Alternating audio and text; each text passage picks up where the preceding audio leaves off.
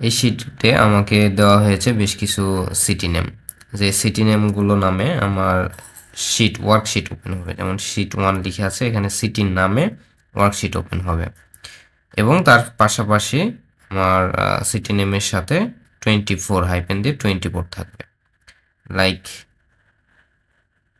এইভাবে city name থাকবে, দেন hyphen দিয়ে 24। তো আমার কাছে যদি হাজার হাজার ডেটা থাকে তো সেই ক্ষেত্রে তো অনেক সময় লাগবে এটা করতে। আমরা শর্টকাটে করি, প্রথমে সিটি নেমের পাশে হাইপেন দিয়ে 24 এই লেখাটা নিয়ে আসি। এই জন্য আমরা কি করব, সেলটাকে ধরে নিলাম, দেন আমরা ডাবল কোটেশনের মধ্যে হাইপেনটা রাখবো, রাখার পরে অ্যান্ড দিয়ে ডাবল কোটেশনের মধ্যে 24টাকে রাখবো, রেখে কোটেশনটা ক্লোজ করে দিলেই চলে এসছে আমার সিটি নেম এবং তার সাথে হাইপেন দিয়ে 24। ড্র্যাগ অন ড্রপ করে এটাকে পেস্ট স্পেশাল থেকে আমরা ভ্যালু অনলিতে করে দিলাম।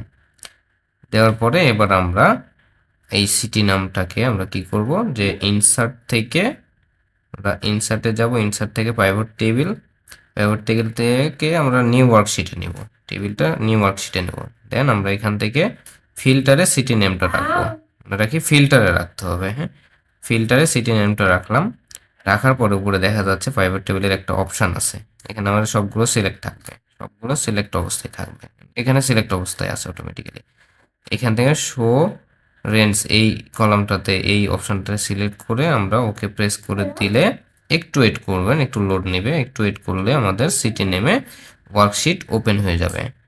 ট্রাই করুন আপনার পিসিতে। ভিডিওটি ভালো লাগলে লাইক, কমেন্ট এবং শেয়ার করতে ভুলবেন না। Thank you so much.